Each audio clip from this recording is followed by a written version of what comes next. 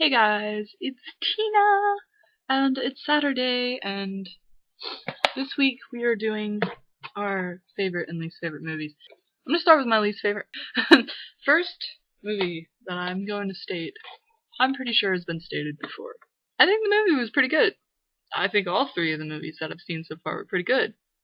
But what kills it for me is the actors. I think that they picked horrible actors in Twilight and New Moon and Eclipse and of course Breaking Dawn, considering the actors didn't really change much. Twilight, I do not like the actors, mostly because I think that Kristen Stewart can't act for save her life. She's like one of those people that she's got a pretty face, she could probably be a model, do all that, yada yada yada. But when it comes to acting, I think she needs to quit her day job. Anyways, also, Robert Pattinson, the only movie I ever liked him in was Remember Me. If you haven't seen that movie, I definitely suggest you watch it. Second movie that I do not like, a lot of people are probably going to say something, but when I was a kid, I just could not get into this movie.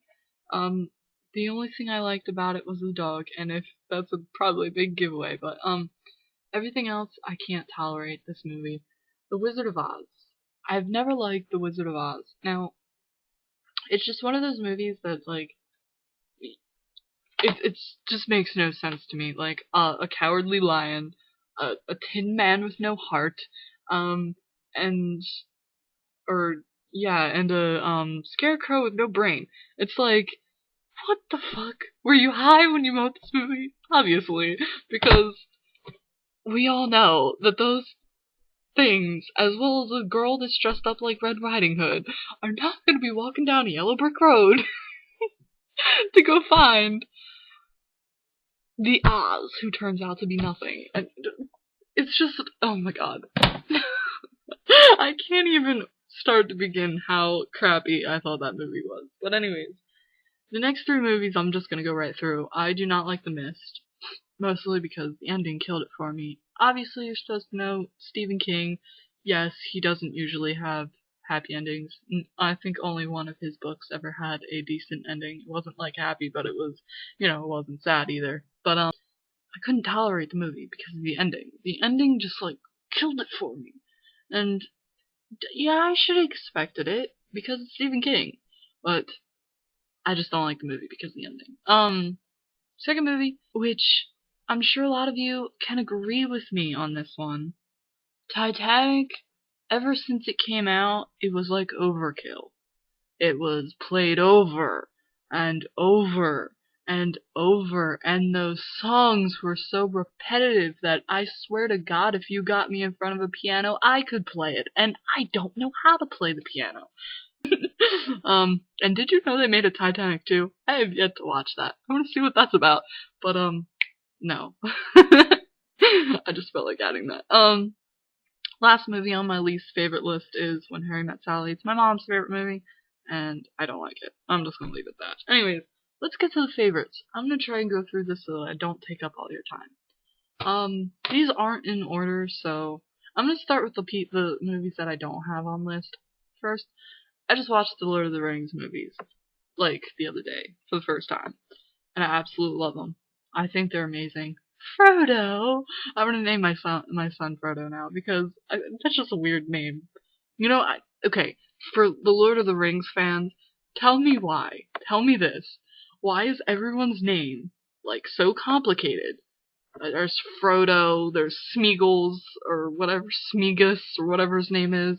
There's, well, you know the characters, but, and then the guy who's, like, best friends with Frodo and goes through the entire movies through with him and the storyline, his name is Sam. I mean, what? And am I the only one that looked at that and was like, why the hell did he only get named Sam? And everyone else has all these complicated names?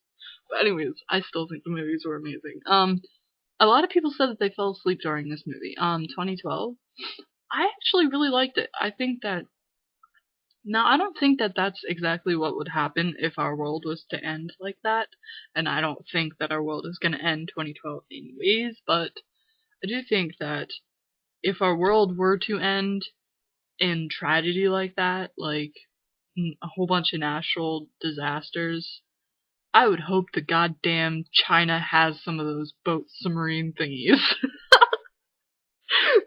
Just saying.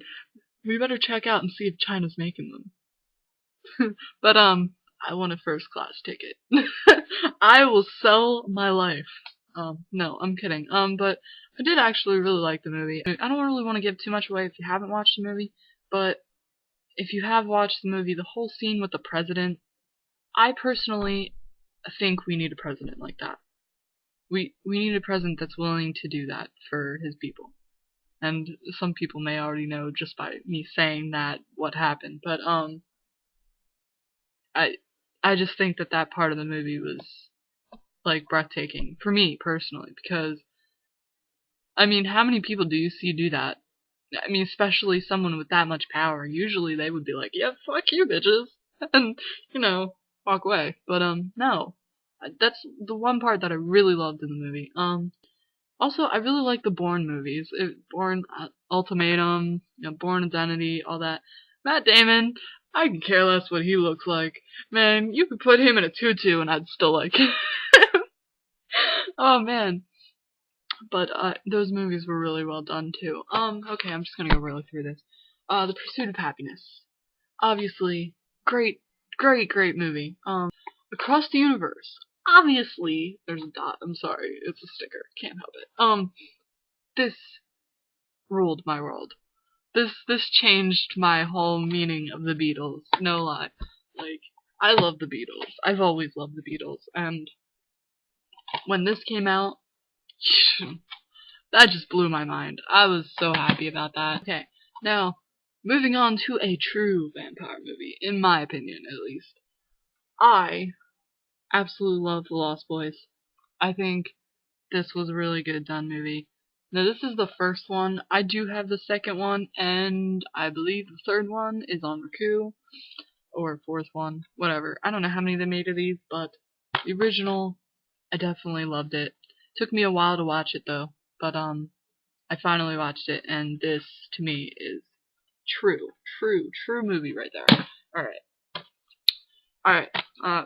This is a double disc movie, but I'm talking about The Little Princess. I saw that when I was a little girl, and if you've ever seen the movie, it is just a beautiful story. Dragonheart. I watched this with my uncle. Now, I could watch this movie every day, any day, all day, if I really wanted to, because I absolutely love this movie. Yes. Now, here's another movie I grew up on, which a lot of people are like, why do you like that movie? It's not even that good. But I used to have a thing for dinosaurs, so Jurassic Park. Bitches. Love Jurassic Park. I don't like any of the other ones, just the first one. Most of the same thing. I usually always like just the original, because it's new, it's different, it's fresh, whereas all the rest of them are just sort of knockoffs to me. Another movie, which is hilarious. My all-time favorite comedy. Robin Williams is amazing, obviously. He's that one actor that he can do anything. He really can. He can play comedy, he can play serious, and he can play a woman. Mrs. Doubtfire, obviously, is my favorite comedy. All-time favorite. I love it. It's just a hilarious movie. Now, this movie, I have yet to do makeup like this. I wanted to do it, but everyone does it. You can do it on Photoshop now, and it's become a thing. I want to be made into Avatar! This movie was really good. When I first saw the previews for it, I was like, it looks okay. I was like, it's probably gonna be alright. But when I watched it, I literally sat there and stared at the TV and was like, oh, this is amazing! And I literally watched it like 7 times in a row. But I really love almost every Johnny Depp movie, but this one, like, I don't know what it was, but Edward Scissorhands, I mean, I could have raped Johnny Depp in that movie. Like, I don't give a shit. You got scissors, hey, you're not fingering me, I'll just tell you that. But I would have raped him in that movie. I absolutely love this movie. I love Johnny Depp. He's amazing. And yes. Anyways, next. Rent. I think Rent is a great musical. It's very emotional. It's about a story that it's about a thing that people generally don't like talking about. And I think that's what made Rent so amazing, was because age is a subject that a lot of people just like don't want to talk about it, put it off, blah blah blah. Before this movie came out, I never ever saw a commercial about AIDS. I never saw a commercial. And then as soon as this came out, now you got the one women thing where they have a whole bunch of women with their pregnant bellies and they have like letters on it. They have AIDS testing commercials like for free clinics in your area.